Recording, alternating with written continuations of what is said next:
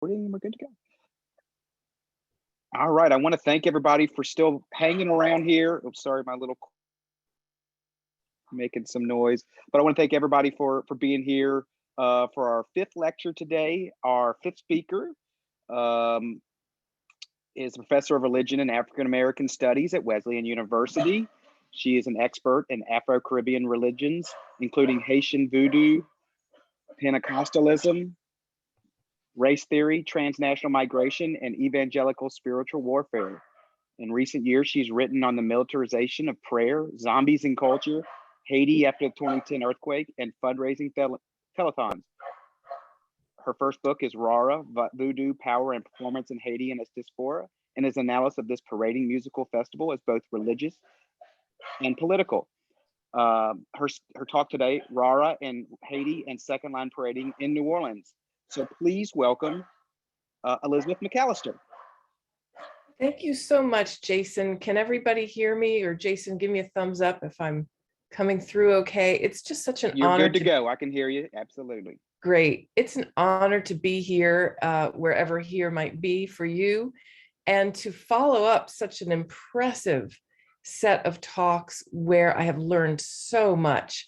It's going to be a little bit of a stretch to bridge the last very sober, important, really serious talk with this one. And I want to say maybe the bridge really is that this is the festival tradition that I'm going to be talking about is part of both the genius, the deep core, and the resilience of people of African descent from Saint-Domingue, including the ones now in New Orleans. So I'm going to be talking to you and taking you through a tour of a festival in Haiti. And it grows out of Vodou temples and it spills out onto the streets. The festival is called Rara. And my first book is on the topic. So if you're interested in what I have to say here, you can look at the book more. And also Jason will share in the chat a link to a website I've composed about Rara, which has photographs and music clips and videos. And I'm hoping that you'll come to understand a little bit more about the important principles of Vodou, and that you'll see and recognize a hidden history of the second lines in New Orleans, as well as the Mardi Gras Indian tradition. We'll also touch on the themes of aesthetic battling. And you can find, as I said, all of this information in my book and in the website that I put together. So I'm assuming and hoping that you all know a little bit more about New Orleans than the average bear. So I thought I would start us out with a clip of the second lines, or one clip of 1 second line. And let's just see if I can actually, that's not a clip, that's a still. But here's a beautiful gentleman in his finery from one of the social and pleasure clubs out for a moment on the second line. Now, okay, here we go. So here's a bit of a video clip to get our appetite wet.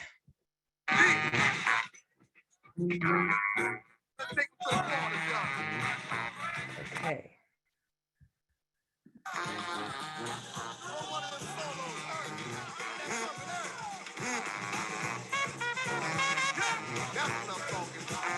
We have a lot of special traditions in New Orleans, but one of the most unique is the second line.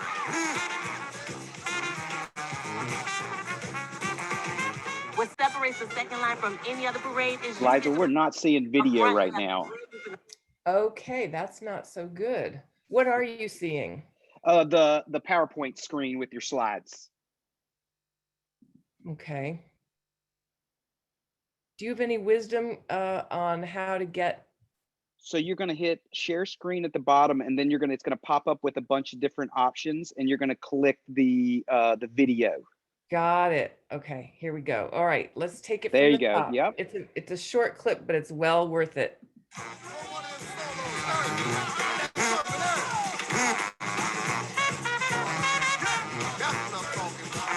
We have a lot of special traditions in New Orleans, but one of the most unique is the second line.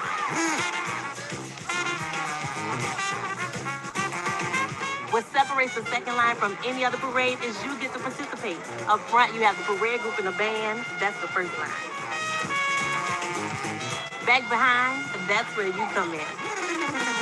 Friends, neighbors, anybody watching the parade can follow along. That's the second line. The only requirement is that you put a little strut in your step. Second line season runs almost year round with neighborhood clubs like the Pigeon Town Steppers parading on weekends from August to June. You can also catch them at some of New Orleans' fabulous festivals like Jazz in the Park and Jazz Fest. Grab your umbrella and your dancing shoes and hop in line. I'm Fresh Johnson with another episode of Go Nola TV.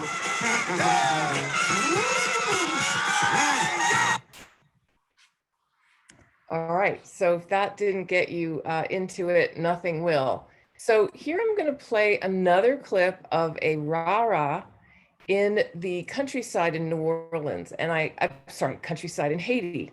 And I hope you'll begin to see the resonances, the echoes, and some of the similarities.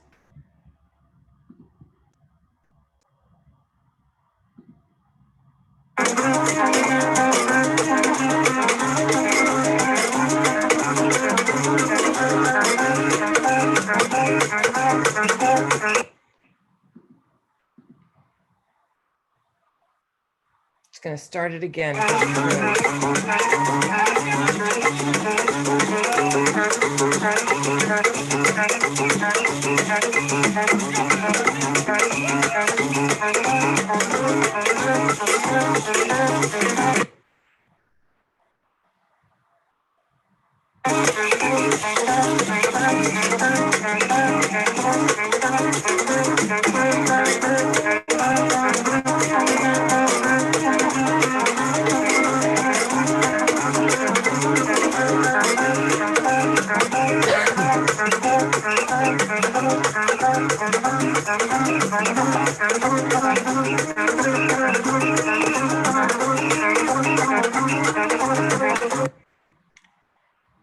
So like the second lines, Donna Wakeman, you're terrible. You're going to see some different kinds of rah-rah, but yes, I would say that the New Orleans folks have a very elaborated tradition. And I'm just going to switch back to my other screen now that I know how this works, back to my PowerPoint. And so,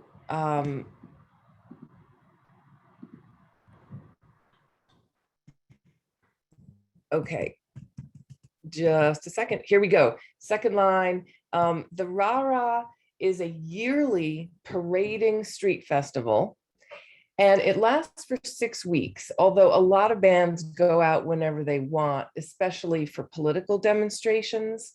But traditionally, Rah-Rah begins the moment Mardi Gras ends. Pop quiz in your mind, when does Mardi Gras end? Well, there's Mardi Gras, and then there's Mercredi Saint, or Ash Wednesday. So Rah-Rah begins on Ash Wednesday, and it builds until the climax of itself on Easter week. And the processions walk for miles throughout local territory. They play drums and bamboo horns, and they wave flags, they carry flags, they attract fans, and they sing old and new songs. And like the second lines or the Mardi Gras Indians, they are organized very, very well into, long-standing groups that have gone out together for years and years and generations. And the bands stop traffic for miles to play music, and the cars and the foot traffic in their way are supposed to give a donation. And if you do not give a donation, or if you act annoyed that they're there stopping you, they might just hold you up for a long time, or they might jack up the price of your donation. So when I was doing my research, I carried my band and I, which was a photographer and assistant, we carried a roll of notes to give, dollars to give them, or Haitian good, and some rum and lots of good attitude, because that way we could get by if we wanted, or we could stay and record if we wanted.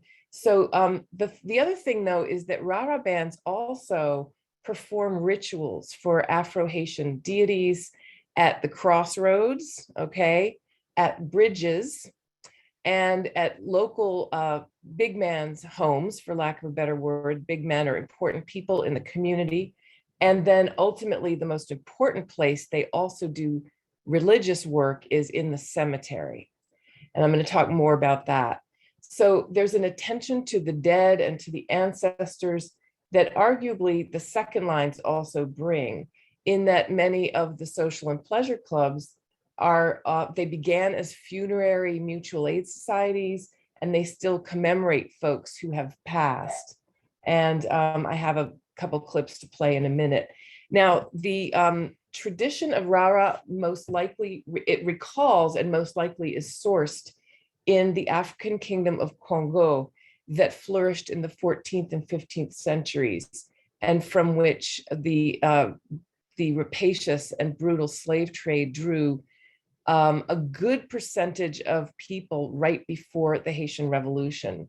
So the paraders in Rara work with the spiritual power of the deities in the Congo branches, as well as Lemba branch of Afro-Haitian religion. Now, the Rara is also said to be an Indian festival. And this is a painting by the Haitian painter Gérard of a Mardi Gras Indian in Haiti. The Raras provide a yearly remembrance of the 250,000 at least Taino people who died in the first 2 years after Christopher Columbus' fateful 1492 arrival in Hispaniola/Haiti, Quisqueya. So Indians are a theme in all of the Black carnival arts in the Americas. And again, the Gérard painting, and we have a Mardi Gras Indian from New Orleans. Rara is part of a cultural complex that includes a whole bunch of characteristics. And so it's about public wordsmithing in terms of its lyrics that will compete, one band's lyrics compete against another. It's got displays of masculinity, competitive performance of dance and music, and aesthetic judgment, by onlookers and participants. So Rara is about orality, performative competition, aesthetic battling, masculinity, and also an oppositional stance towards power. So the government, the Catholic Church, the institutions that have traditionally suppressed and oppressed and exploited grassroots people are often talked back to in the Rara, just as they are in some of these other forms. In fact, Rara shares similar characteristics with a lot of other performance traditions, Black American performance traditions like Carnival, like Joncanu, Capoeira, Calypso, blues, jazz, reggae, dance hall, hip hop b-boying with its dance battles, crumping, Black Greek fraternity stepping, and the New Orleans second lines and Black Indian parades. Now, Rara is, the others may be religious, but Rara is explicitly religious.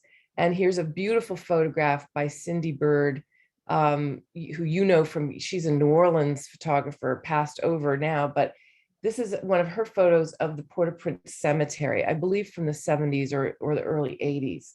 And at its deepest level, Rara is concerned with performing religious work in the unseen Afro-Creole spirit world.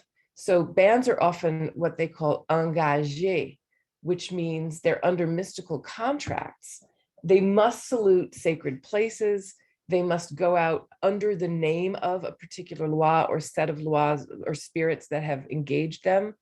Like the flag behind me in my virtual backdrop is for Ezeli Freda. It's beautiful sequined and beaded flag done by Mireille Delis, the genius artist. And so they must go out under the auspices of the loi that adopt them and engage them, and they have to salute the dead in the cemeteries. So in my book, one of my main arguments is that Rara consists of a secret core of religious work or mystical work, spirit work, surrounded by the public face of carnival and carnivalesque sort of revelry, which kind of almost works to hide the seriousness of the inner core. So you already know about how the Haitian Revolution and the Louisiana Purchase sent thousands of Saint-Dominguans into the Louisiana Territory. And they most likely brought to New Orleans the very early 19th century form of Rara parades. I don't have a historical argument step by step for how this tradition gets to New Orleans and morphs into the other forms there. And I don't think no one has a historical account.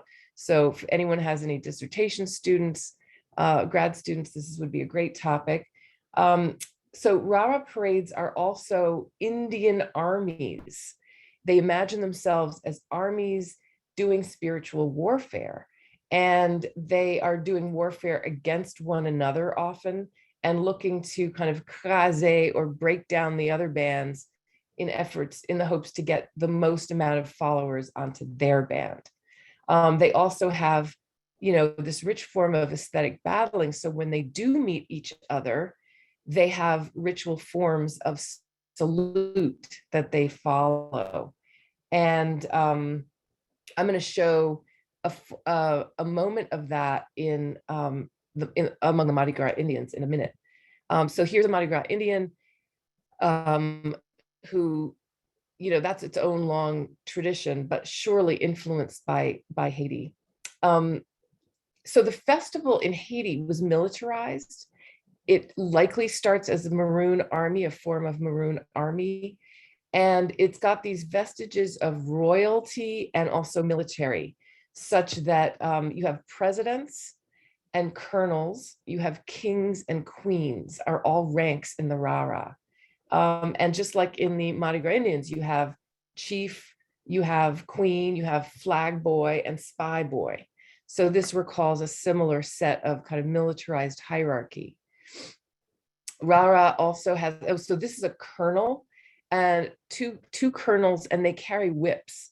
So they control the movement of their army, quote unquote, which is also the band, by often they will stop in a crossroads and they will crack the whip in the middle of the crossroads. And this is both to conduct the group that's behind them, and like if they want to make a turn, but it's actually, someone explained to me, that a priest explained to me, this is actually, the colonel is waking up the spiritual force in the crossroads.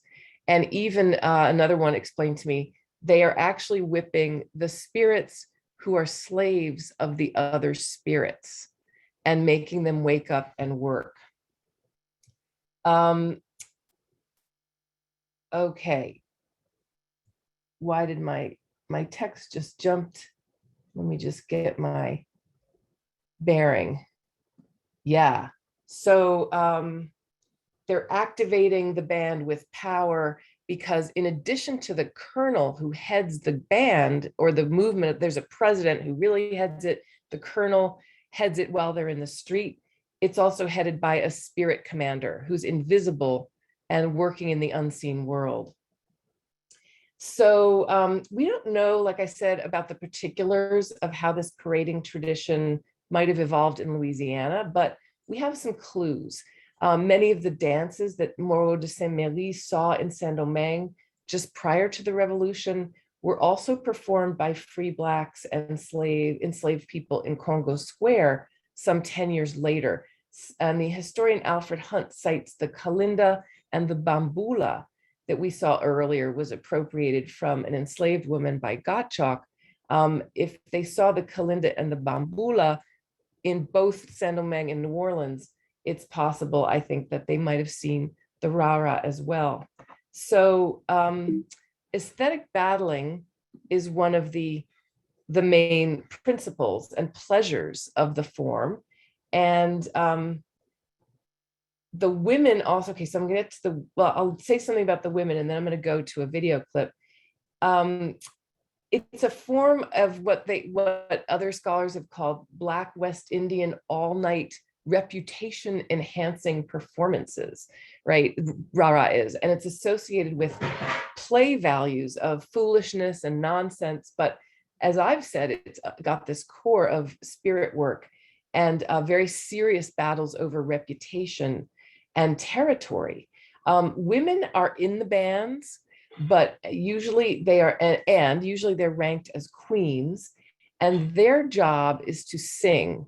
So they are a very, very important core part of the band in the musician section as singers. They're also important dancers, and there are moments when the whole band will stop in front of local houses that are, people with resources, and the queens will come and dance and collect money. So an unranked woman who's walking with the band and is not a queen is at risk of getting a bad reputation. Although there's a third category of women, and that's a market women. And in Haiti, they'll walk at the back of the band near the arrière-garde, the rear guard, because there's an avant-garde and an arrière-garde, and they will sell stuff from baskets on their head. So there's market women. If you need a little shot of rum or a bag of plantain chips, you just hang back to the back of the band, much like in the second line last time I was there, people rolling by with Jello shots and other treats for small amounts of money. So let me play you to the point of aesthetic battling. I'm going to see if I can do this, stop this share, and then start the other share to show you guys a clip of Mardi Gras Indians in New Orleans saluting one another. Now, this is a moment, not such a public moment. They're in the streets, and it's a home video, and one chief meets another chief, and it's a highly serious ritual of respect and aesthetic battling.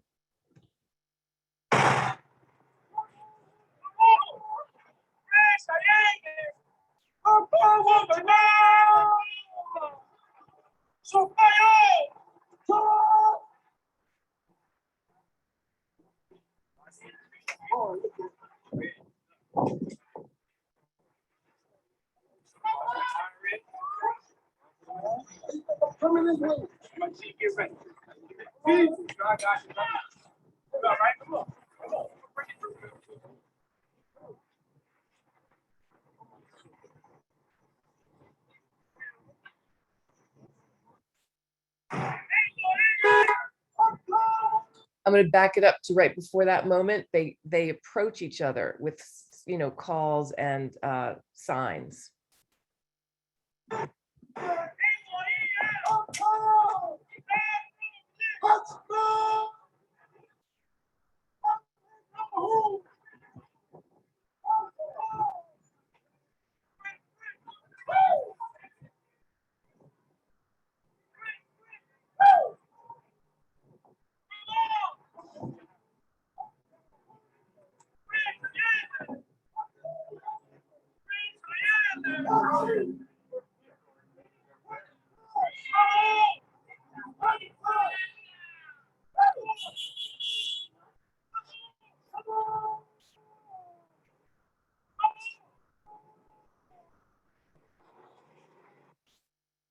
So my guess is some of you all know more than I do about this, and how it works and the details and what's going on here. But when I had the honor of hanging out with and sewing Indian costumes with Larry Bannock years ago with Golden Star Hunters, he told me that back in the day, they would conceal weapons in their suits and, under the arms. And if things should be respectful in these greetings, but that if there was disrespect or an ongoing beef, there could be fists, there could be knives, there could be guns. And more than one man has lost his life in these intensely competitive ritual aesthetic battles. Now, I want to show you a clip of a different, but we could argue cousin ritual battle in Haiti. So this is not analogous. There are rituals when one Rara band encounters another one. I was unable to find good footage of that. So I'm going to treat us to another performative ritual battle, which is that they do machete dueling. So here we go. This is in the countryside, and these folks have been doing this for a long time, and this is pretty intense. And it starts out with this gentleman ushering in the camera, the filmmaker, to see more closely. So I thought that was sort of a nice touch. So we're going to start out there and go into some machete battling in Haiti.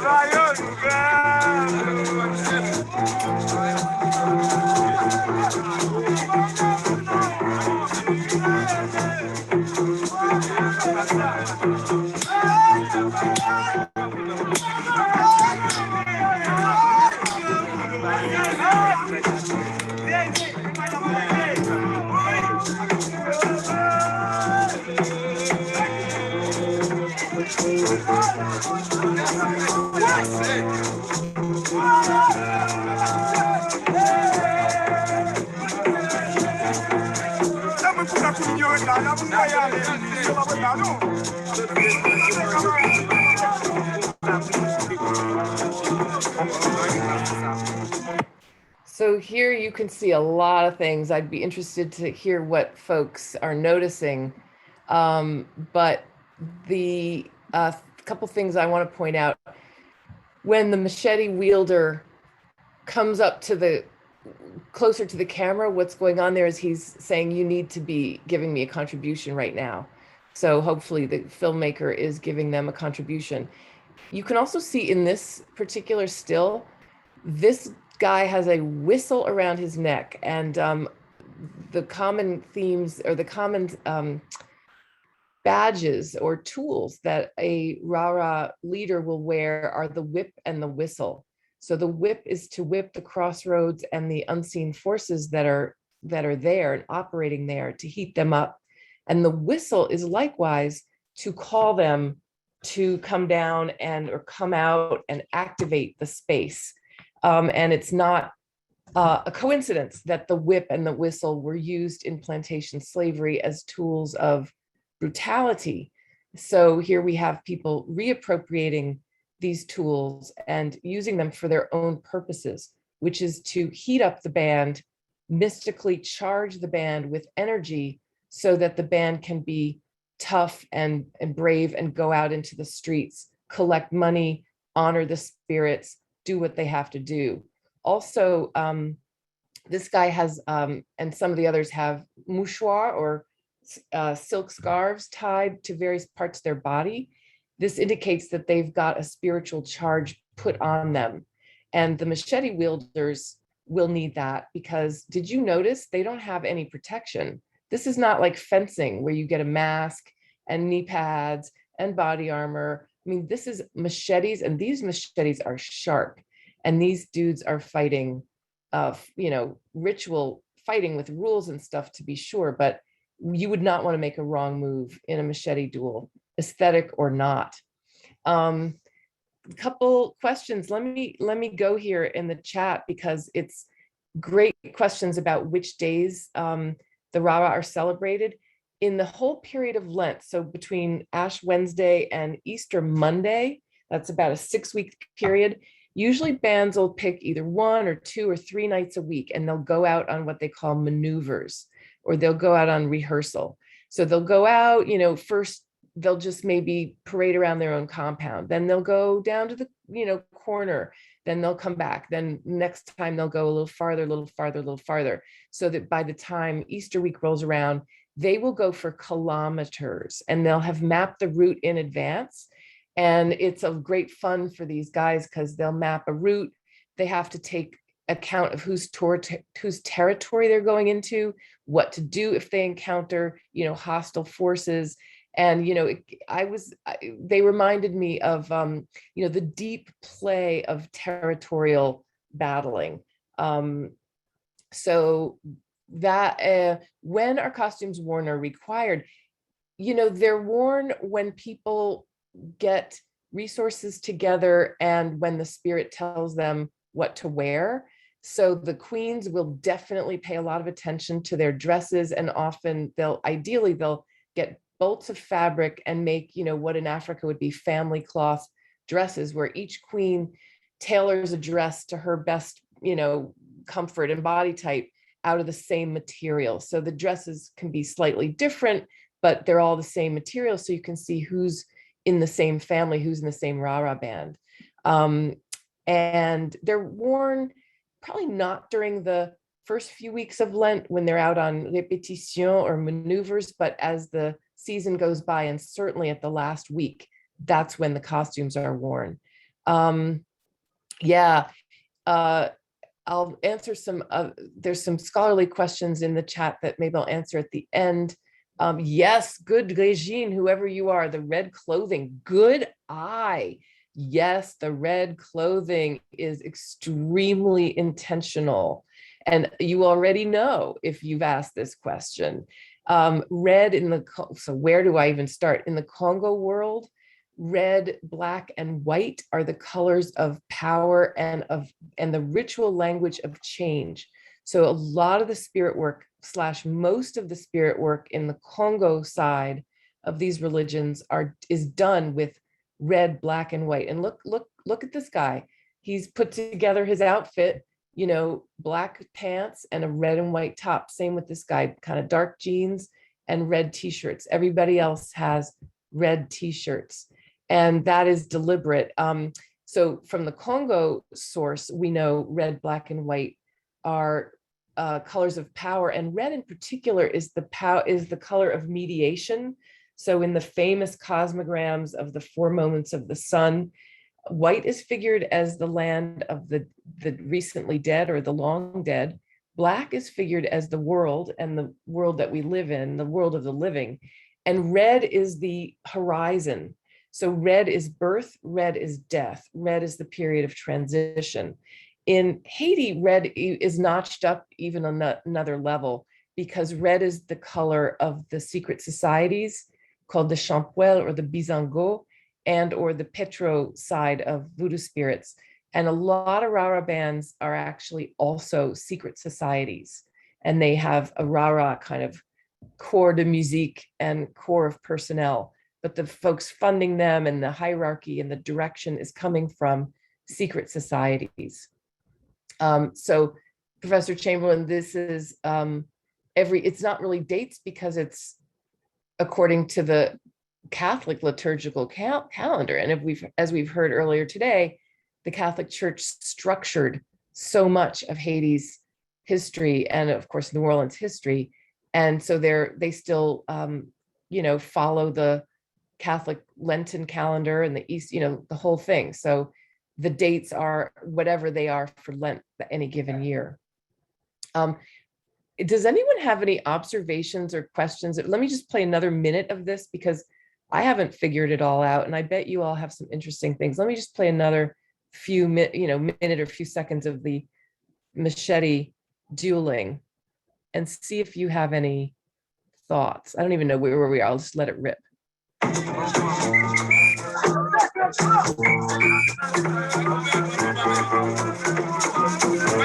Oh, pop quiz, because you all will know. What direction are they going in, counterclockwise or clockwise? And why might that be?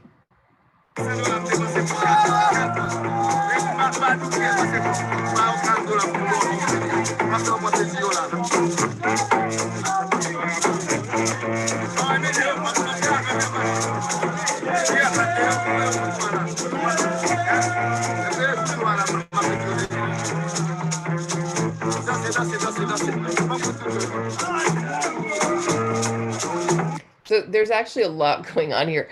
This guy is leading the group, I think, and he's got a special way of indicating what's happening with his machete. So he's signaling to the other guys what to do, which is to keep circling. And he's saying, danse, danse, danse. He's like, get it going again, because the guy with the two mouchoir and the little tray, he's asking for contributions. So this is a money-making moment. And so it's a serious moment. And they're going counterclockwise. I'm looking in the chat.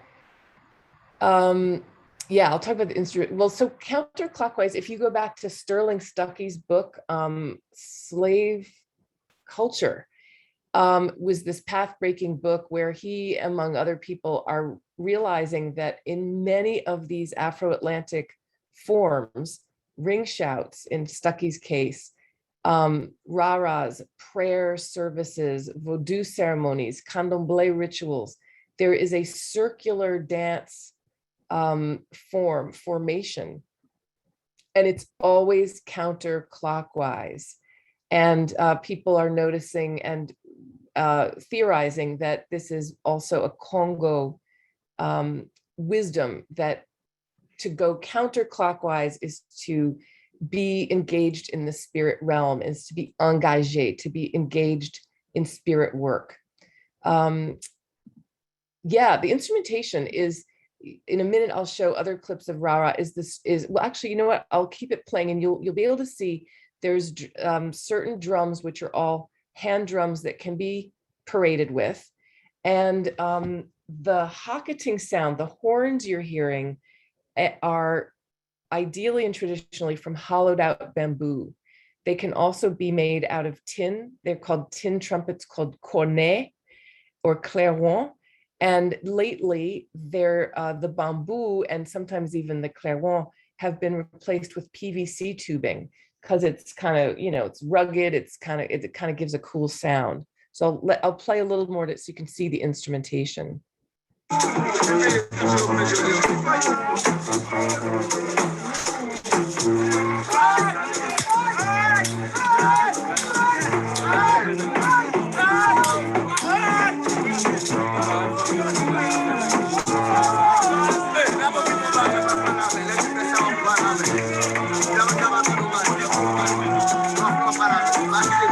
There's the whip. You can see the guy with the whip in the back.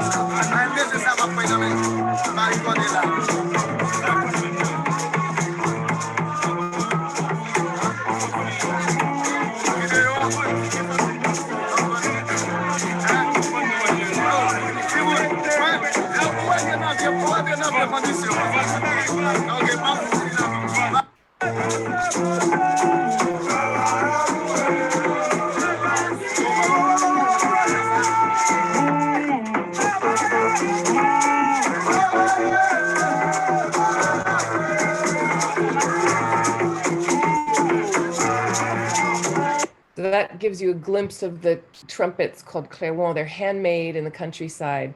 And this is a special clip because it's not, honestly, it's kind of rare to find this kind of machete dueling still practiced. And it's kind of rare to find such a small group with these homemade instruments. And you can see these younger guys, they're in training, they're not out there battling for money, but they've got their machetes and they're learning. Yes. Yes. Oh, later we can talk in the maybe we can have a discussion about Bowie knives. Yes. Okay. So what else was I going to talk about? Okay. So this is a moment of aesthetic battling, like I've been saying, and it would be one of the rituals that can be practiced in the Rara, leading up to the like giant 1,000 people gatherings of Holy Week. So another moment that's important for our purposes is the saluting of the cemetery and of Baron Samedi. So Baron Samedi, as you know, is the owner, the owner of the crossroads. The Baron Samedi is the spirit who is buried in he's the first spirit buried in any cemetery. And every cemetery has its own Baron Samedi, even though Baron Samedi is also one principle, but he's refracted through each cemetery where he presides as well. So in this clip that you're about to see, and look at this gorgeous wrought iron tomb. This is someone's tomb. It's up from YouTube. It's not out of my research. I don't know where this is. I haven't drilled down to figure that out. But here is a Rara president or official or king or colonel saluting with libations. And I'm guessing, I'm looking and thinking it's either going to be rum or water at the tomb of the first person buried in that particular countryside cemetery, making that tomb the one for Baron Samedi. The instruments you're going to hear are unlike anything I've heard. I'm not sure what they even are, but to make this talk fresh for myself, I picked out some new videos that I don't usually lecture with, because now that YouTube's here, you know, there's this constant offering of incredible material. So check this out.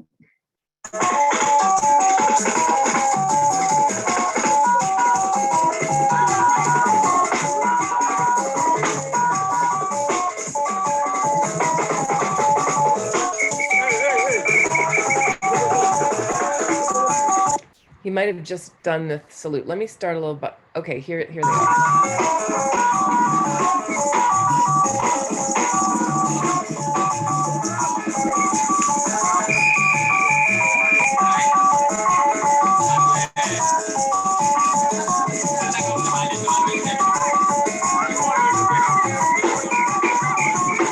I'm guessing the colonel is carrying the whip and the whistle, and this is the president who's saluting Baron. That's my guess. And the president gets this official thing to do. It's an honor for him to do this, but actually the guy really in control of the whole scene is right behind him with the whip and the whistle.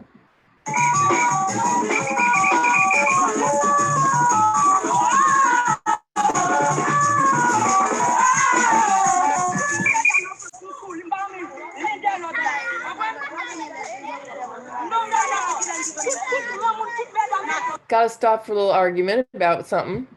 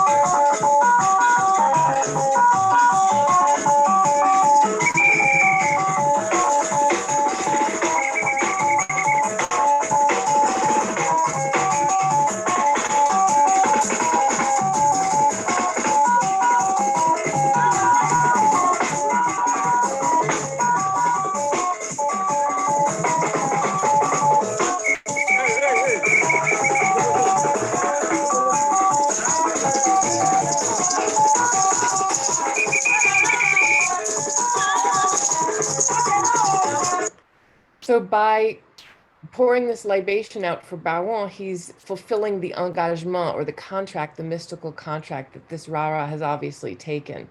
And we can see their, their particular flags, the dresses of the highest ranking queens. And that's just really special because it's somewhere out in the countryside. I'm running close. We're close out of time. So I want to give you a sense of the full-blown,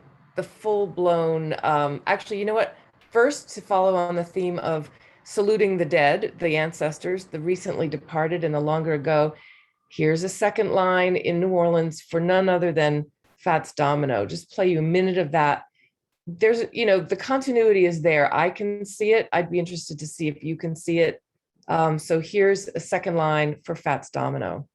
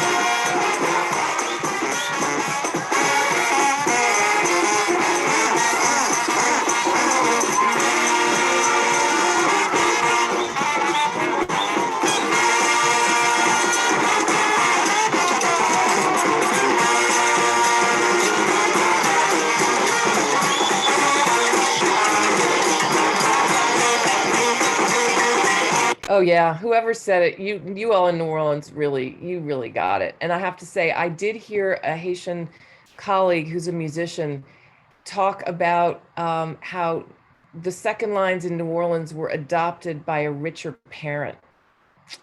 So he was like, these are the Rara and the second lines are cousins, but the second lines got adopted by the richer parent. So they have brass instruments, they have more, they've had more funding, they've had more resources. That to me was a very poignant way to put it. That was a Haitian musician who's participated in both, because there's now Crew de Carnaval, which is Haiti and New Orleanians joining together. So yeah, that's just, you cannot get any better than that right there. Let me just, before I stop and open it up for questions and comments, I want to play you a full-fledged Rara. This is Easter week. This is the height of the Rara season. And this is the town where Rara is most famous, the town of Léogâne.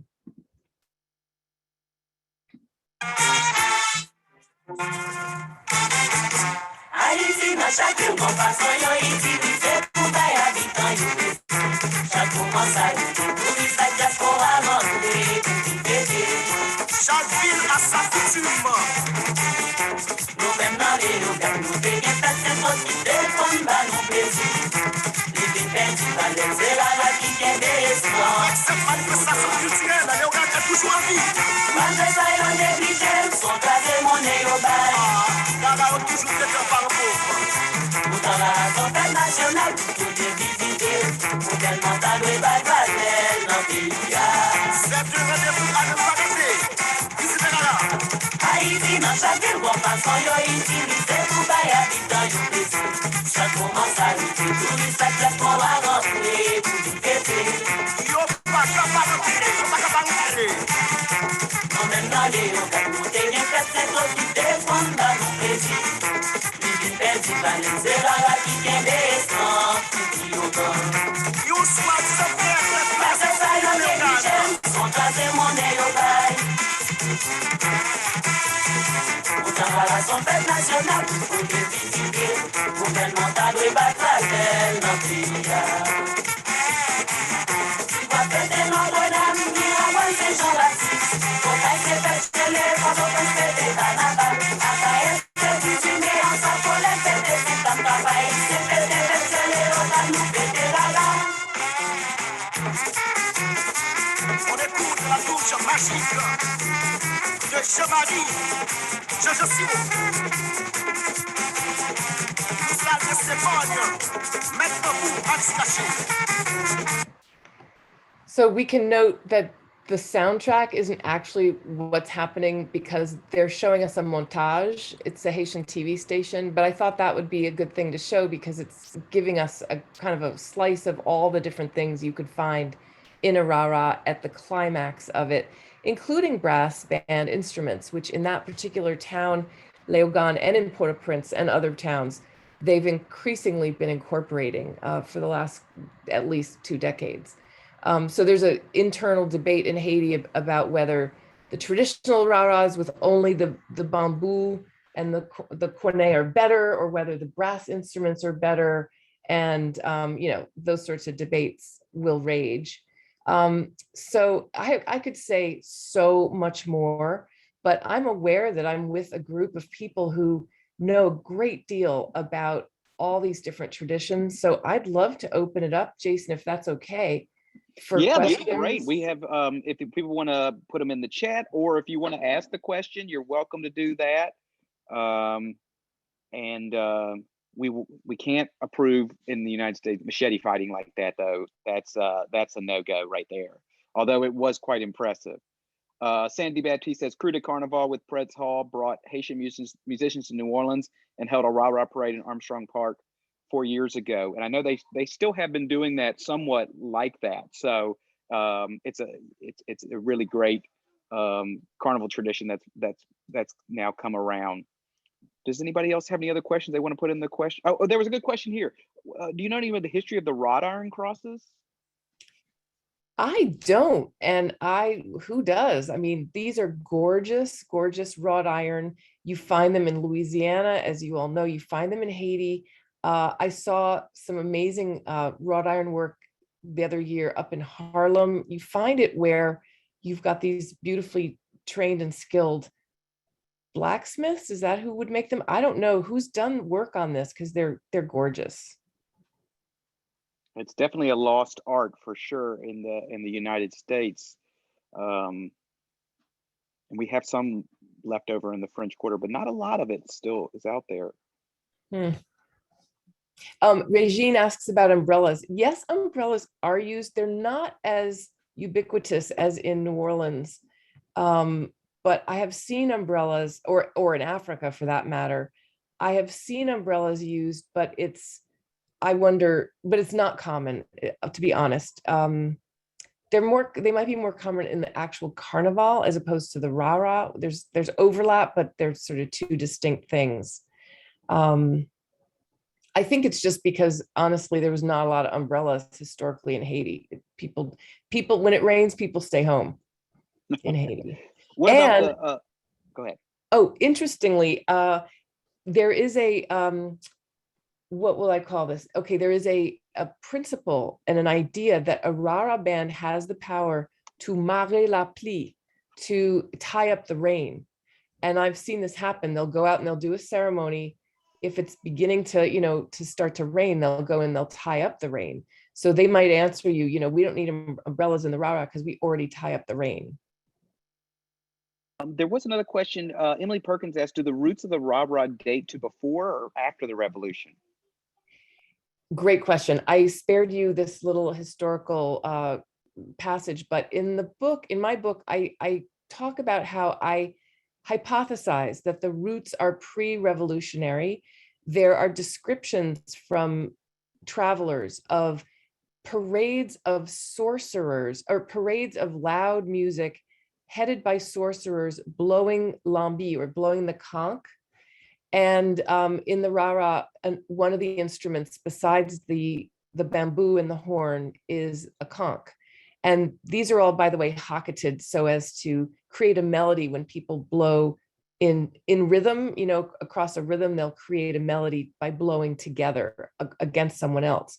And so there was mention of this guy Halou, who was supposed to be a sorcerer, and he would parade with amulets and blowing his conch. And he was one of the maroon rebels. So that's one little, very intriguing tidbit that I found. My research was much more contemporary, so I decided to draw the line at going way back historically, but I wish someone would, because I think they were Maroon armies. I mean, we know the French had their armies and they had their corps de musique, they had their drumming corps and their fifes and stuff like that. And the Haitian armies, the indigenous armies, were much larger at the time guerrilla armies. So if you're a guerrilla army, you're not going to have a parading band to process with, but on occasion they did have armies that would process people in and out of battle or in other occasions. So my hypothesis is that these start as rebel armies. All right, great. We that I think that'll conclude it. We've got a couple more minutes with until we start our next one. So I'm going to put everybody in the waiting room one more time. Dr. McAllister, thank you so much. I really appreciate that. It was a fascinating. I mean, it was, very easy to compare the two. I mean, it was, you could just see it right there. It was unbelievable. So thank you so much. And we will have everybody back in about 5 minutes. Wonderful. Thank you all.